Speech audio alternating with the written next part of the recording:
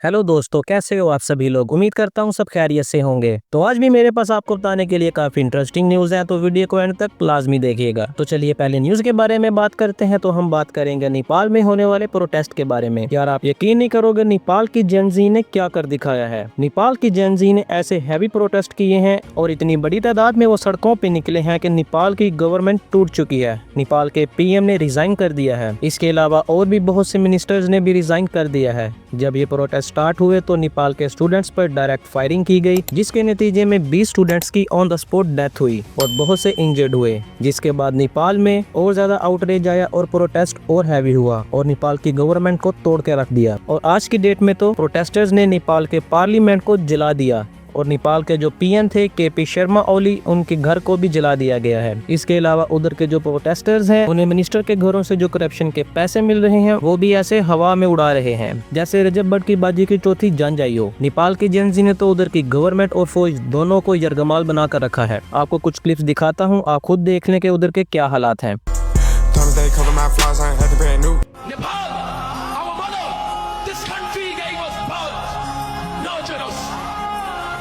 But what did it ask in return? Just our honesty, our hard work, our contribution. But what are we doing? We are bounded by the chains of unemployment, being abroad in time.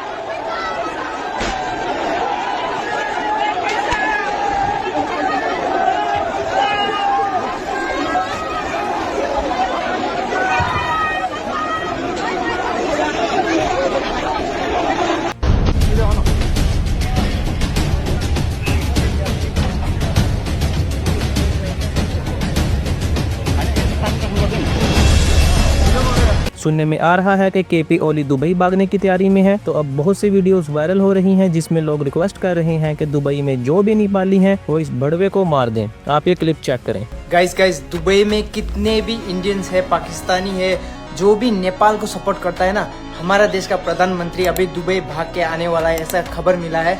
अगर वो आ गया ना तो आप लोग देख लेना please. Nepal को जितने भी लोग सपोर्ट करते हैं ना, केपी ओली जब आएगा ना वहीं के वहीं उड़ा देना प्लीज। इसके अलावा नेपाल के प्रोटेस्टर्स ने, जिन्हें जेनजी भी कहा जा रहा है, उन्होंने मिनिस्टर्स को उनके घरों से निकालकर सड़कों पे नंगा घसीटा है। यार नेपाल की जेनजी ने तो वो कर दिखाया जो इधर की बड़ी बड़ी पार्टीज भी ना कर सकी। और एक हमारी जेनजी है जो डकी और रजब भट्ट और फैमिली व्लॉगर्स और टिकटॉक के पीछे पागल। सही कहा है किसी ने, हम कौम नहीं है, बस एक हुजूम है। तो चलिए अगली न्यूज के बारे में बात करते हैं, जो कि एक साउथ इंडिया के यूट्यूबर मदन गौरी के बारे में है। तो सीन कुछ ऐसा है कि मदन गौरी साहब अपना मोबाइल दुबई एयरपोर्ट गिरा बैठे थे और फ्लाइट लेकर चेन्नई आ जाते हैं। चेन्नई पहुंचने के बाद जब उन्हें एहसास होता है कि मोबाइल उनके पास नहीं है, तो वो दुबई एयरपोर्ट्स की अथॉरिटीज को कांटेक्ट करते हैं और पूरी बात उन्हें एक्सप्लेन करते हैं। जिसके बाद दुबई एयरपोर्ट वाले उनसे मोबाइल की डिटेल्स लेते हैं और उनका मोबाइल ट्रैक डाउन करके उन्हें नेक्स्ट अवेलेबल फ्लाइट में चेन्नई में उनके हैंड ओवर करते हैं, बिल्कुल फ्री ऑफ कॉस्ट। इससे ये पता चलता है कि Dubai is the safest country in the world. तो चलिए नेक्स्ट अपडेट के बारे में बात करते हैं, जो कि है ChatGPT और दादी के कलेश के बारे में। वैसे ही इंस्टा पे स्क्रॉल करते एक वीडियो सामने जो मुझे तो मजे की लगी है और इंटरेस्टिंग भी है। आप जरा ये रील चेक करें। तू रहता कहाँ पर है? हम तेरे पास आएंगे, तू कहाँ पर रहता है?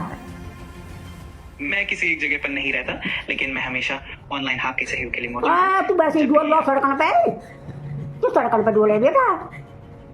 तू किसी के घर नहीं है तेरा, किसी के पास नहीं है, तू कहाँ रह रहा है? सड़क पे रहता है। हम वहीं आ जाएंगे जहाँ पर तू बताएगा। मैं समझ रहा हूँ कि आप मजाक कर रहे हैं और मैं हमेशा मदद के लिए तैयार हूँ। जब भी आपको किसी भी तरह की जानकारी या नहीं ना, मजाक ना कर रही बेटा। देख मैं आऊंगी तेरे पास में, तुम वो बता दे कौन सी जगह पे मिलेगो। हनुमान टीले पे मिलेगो कि फुहारे पे मिलेगो? मैं हमेशा यही ऑनलाइन मिलूंगा और आप जब भी चाहें ऑनलाइन मिलेंगे तो ठीक है, वैसे ही है। मैं हमेशा मदद के लिए तैयार हूँ और आपको किसी भी तरह की जानकारी या सहायता चाहिए हो तो बस मुझे बता दीजिए। तो मोया के कर, मो पे फोन ना, मो को फोन पे बात देती। मैं आपकी मदद करने की पूरी ओ मदद करे ऐसी तैसी। तब हम कह रहे हैं कब लेना है, हाँ करवा जाऊंगा, मो को फोन भेजवा दे। मैं आपकी भावनाओं को समझता हूँ और हमेशा मदद के लिए तैयार हूँ। ओ मदद के लिए आता जा रहा हूँ, तो भैया की पूछ, तू तो वैसे ही कर रहा है मजाक। तो चलिए अगली न्यूज़ के बारे में बात करते हैं। तो हम बात करेंगे ज़रीन खान के बारे में। रिसेंटली ज़रीन खान ने इंस्टाग्राम पे एक वीडियो शेयर की जिसमें उन्होंने बताया कि उनके साथ हाथ हो गया है, मतलब एक कंपनी ने उनके साथ स्कैम कर दिया, जिसको लेकर वो बहुत ज़्यादा गुस्सा है। उन्होंने वीडियो में उस कंपनी का नाम भी बताया और सारी स्टोरी शेयर की कि ये स्कैम कैसे हुआ। आप खुद सुन लें इस बारे में उन्होंने क्या कहा। हेलो एवरीवन, तो जैसे आप जानते हैं कि मैंने रिसेंटली ही अपना स्किन और हेयर केयर ब्रांड लॉन्च किया है by the name of happy hippie, और हमने शिप रॉकेट को चुना था अपना logistic partner. But I think this was a really big mistake, क्योंकि बिगनिंग से ही हमको काफ़ी प्रॉब्लम्स हो रही थी। हमारे जो ऑर्डर्स हैं वो कस्टमर्स को ऑलमोस्ट 2 हफ्तों तक नहीं पहुंच रहे थे, और जब शिप रॉकेट को इसके बारे में कॉन्टैक्ट करने की कोशिश की, so there was no solution. बस बोलते हैं कि ईमेल करो, बट उसका भी कोई पुख्ता जवाब मिलता है नहीं। अब ये पहुंच गया है स्कैम के लेवल पे, क्योंकि मेरा ये ऑर्डर रिटर्न आया है जिसमें मेरे 3 प्रोडक्ट्स होने थे, बट इसके अंदर मुझे मिले हैं ये 3। This is clearly not my brand. तो ये वापस आया है, और ये एक अकेला ऑर्डर नहीं है, एक और ऑर्डर रिटर्न आया है जिसके अंदर मुझे ये मिला है। This is of course not my brand, ये कोई कीड़े मारने की दवा है। और अगेन जब शिप रॉकेट को कांटेक्ट करने की कोशिश की तो कोई जवाब नहीं है, क्योंकि उनके पास कोई पॉइंट ऑफ कांटेक्ट है नहीं। बस वही बोलते हैं कि ईमेल करो, बट उसका भी कोई रेजोल्यूशन है नहीं उनके वहां से। So this is really sad, क्योंकि शिप रॉकेट जो है वो बहुत सारे स्टार्टअप्स उनको लुकअप करते हैं, बिकॉज इतने का टाइम से वो बिजनेस में है। बट अभी तो लग रहा है कि शिप रॉकेट ने खुलेआम चोरी चकारी मचा के रखी है, and it's definitely coming across as a scam. So Ship Rocket, I would appreciate if you look into this scam and save us from going through all this trouble. तो चलिए अगली न्यूज़ के बारे में बात करते हैं। तो हम बात करेंगे ऐश्वर्या राय के बारे में। ऐश्वर्या राय के कुछ AI क्लिप्स बहुत ज़्यादा वायरल हो रहे हैं। ये तो आप भी समझ गए होंगे कि मैं किन क्लिप्स की बात कर रहा हूँ। इसी बात को लेकर उन्होंने मुकदमा दर्ज करवाया है दिल्ली हाई कोर्ट में। मंसूर अली खान ने इसी बारे में अपडेट करते हुए एक वीडियो शेयर की है। आप खुद सुन लें इस बारे में उन्होंने क्या कहा। एक खबर जो है वो भारत से आई है, और भारत की आलमी शोहरत याफ्ता अदाकारा ऐश्वर्या राय बच्चन काफ़ी परेशान है, और उनकी एक वीडियो के हवाले से। बेसिकली ये वीडियो जो है वो आर्टिफिशियल इंटेलिजेंस की मदद से जो है वो बनाई गई है। उसमें आवाज़ भी उनकी डाली गई है, वीडियो में तस्वीर भी जारी बात है उन्हीं की इस्तेमाल की गई है। अब उसकी वजह से उन्होंने जो है वो इसके इस्तेमाल के खिलाफ जो है वो दिल्ली हाई कोर्ट में एक मुकदमा दायर कर दिया है कि जनाब मेरी तस्वीर, मेरी आवाज़ को जो है वो इसका इस्तेमाल किया जा रहा है। और उनके वकील संदीप सेठी ने अदालत को बताया कि मसनूई ज़हानत यानी कि AI के जरिए ऐश्वर्या राय की तस्वीर और आवाज़ को बगैर इजाज़त इस्तेमाल किया जा रहा है, और कुछ प्लेटफॉर्म्स अदाकारा के नाम के ऊपर रकम भी बटोर रहे हैं और लोगों को धोखा दे रहे हैं। वकील ने अदालत को बताया कि बाज़ ऑनलाइन प्लेटफॉर्म्स पर अदाकारा का चेहरा और आवाज़ ऐसे मवाद में इस्तेमाल हो रहा है जो कि बड़े ही गैर अखलाकी हैं और गैर मुनासिब हैं। तो इसका इस सिलसिले में जो है अदालत कोई एक्शन ले।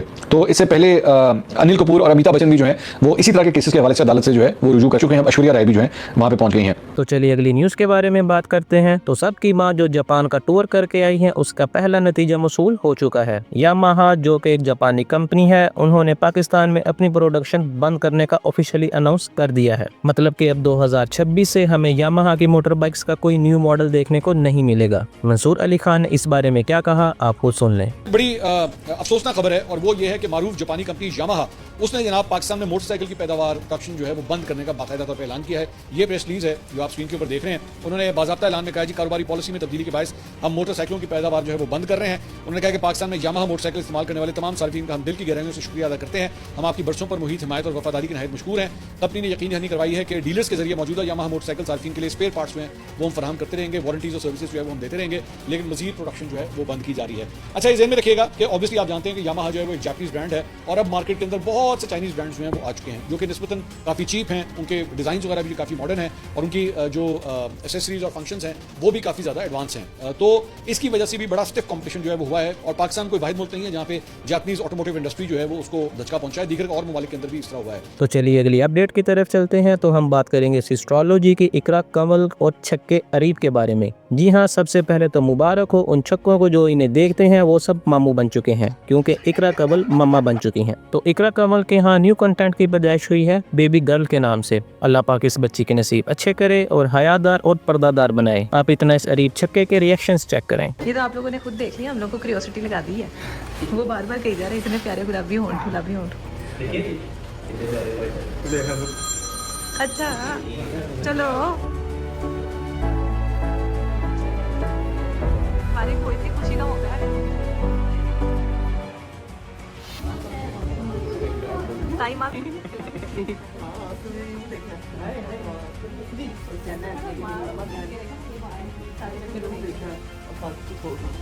जैसे रीचू को अरीब और मैं दोनों भाई बैठे रो रहे हैं। हम आए हैं तो ये दोनों रो रहे हैं, उनको पता नहीं क्या हो गया। अल्लाह खैर। नहीं अरीब ने बहुत हिम्मत दी है। वो तो आया तो आंटी भी रो रही है तो अरीब भी रो रहा है। मैंने कहा आप लोगों ने दोनों हम छोड़ गए। बेबी देखा है, यमन ने भी देखी है बेबी। कह रही मम्मी जैसा कह रहा है। इकरा जैसा है। इकरा की है ना। क्या कह रही है? टाइम इकरा पैदा हुई थी उसी टाइम पैदा हुई। लो दो इकरा हैं। माशाल्लाह माशाल्लाह। तो चलिए अगली अपडेट के बारे में बात करते हैं। तो हम बात करेंगे सामिया हिजाब के बारे में, जिनको अभी बहुत बुरे तरीके से एक्सपोज किया है इंस्टाग्राम पेज ने, जिसमें उन्होंने बताया कि कैसे उन्हें सामिया हिजाब ने अप्रोच किया पोस्ट करवाने के लिए ताकि उन्हें ज्यादा से ज्यादा PR मिले। इसके अलावा उन्होंने जो स्क्रीनशॉट शेयर किए थे वो भी सब AI जनरेटेड थे। मैं आपको उनकी वीडियो का छोटा सा क्लिप यहाँ प्ले करके दिखा देता हूँ, आप खुद सुन लें इस बारे में उन्होंने क्या कहा। सामिया ने रज के मैनिपुलेट किया ऑडियंस को, रज के वुमन कार्ड खेला, रज के सिंपैथी खड़ी होंगी लड़कियों के लिए। मैं सिर्फ अपने लिए नहीं, मैं हर उस लड़की के लिए बोलूंगी। First of all sorry to say, आप अपने लिए खड़ी हो जाए बहुत बड़ी बात है, लेकिन बहुत लोग इस चीज़ से अवेयर हो चुके थे कि सामिया भी दूध की धुली है। इन्होंने बहुत सारी ट्रांजेक्शन भी शेयर की कि मैंने उसको इतने पैसे भेजे, जो कि बाद में काफ़ी लोगों ने क्लेम किया कि ये AI जनरेटेड है। सामिया बहुत बैडली एक्सपोज हो रही है। उन्होंने देखा कि पोस्टिंग कम हो गई है, पोस्ट नहीं हो रही, एटलीस्ट मेरे पेज पे तो नहीं हो रही थी। उसके बाद बात ठंडी भी पड़ी थी। फिर इन्होंने PR एजेंसीज को हायर किया, उनके थ्रू अपनी पोस्टिंग करवानी शुरू कर दी। मुझे भी मैसेज आया अल्हम्दुलिल्लाह। अच्छा, मुझे सामिया के रिलेटेड पोस्ट करवानी थी, आप कह रहे हैं लग गया जो ने प्रो वगैरह किए सारा कुछ। अगर आप इतने ही सच्चे हो तो आपको जरूरत नहीं पड़ेगी, आपकी आवाज़ वैसे ही बहुत लोगों तक पहुंच जाएगी, जैसे आपकी फर्स्ट वीडियो की पहुंची थी। आपके दिल में खोट था, आपके कामों में खोट था, तभी आपको पेड प्रमोशन करवानी पड़ी। ये नहीं कह रहा कि अगर एक बंदी कैरेक्टर वाइज ठीक नहीं है तो लड़के को हक है कि उसके साथ जोर जबरदस्ती करे, नहीं, दोनों ही अपनी अपनी जगह पे गलत है। मैंने इस चीज़ को फुल कैश किया, TV पे आ गई, न्यूज़ में आ गई, हर जगह आ गई। आई थिंक इतना उनके लिए काफ़ी है, और लड़के को तो आई थिंक सख्त से सख्त सज़ा मिलनी चाहिए ही चाहिए। तो चलिए दोस्तों, आज के लिए बस इतना ही। अगर वीडियो अच्छी लगी हो तो वीडियो को लाइक लाजमी करें और चैनल को सब्सक्राइब भी कर लो यार। तो मिलते हैं ऐसी वीडियो में, खुदा हाफिज। शुरुआत जब की तो जिंदगी में गम था, एक हाथ में कागज और दूजे में कलम था, अंदर से था खाली और जुबान बेजुबान, फिर भी खड़ा हुआ मैं लगा के पूरी जान, किया फिर शुरू लिखना कोरे से, एक कागज पे भरोसा था शब्दों